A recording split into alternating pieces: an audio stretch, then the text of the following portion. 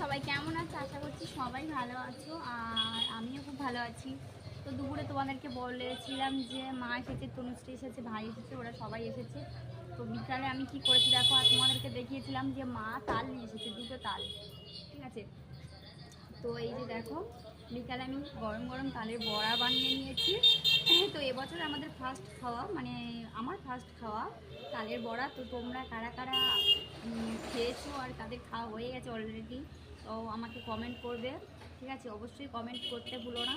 তো এদিকে দেখো, কারা খেতে চাও চলে আসো, ফোনের মতো তোমাদেরকে দিতে পারছি না, ঠিক আছে? তোমাদের বাড়ি আসতে হবে খেতে হলে। বড্ড গরম, ঠিক আছে, সবে বানিয়েছি।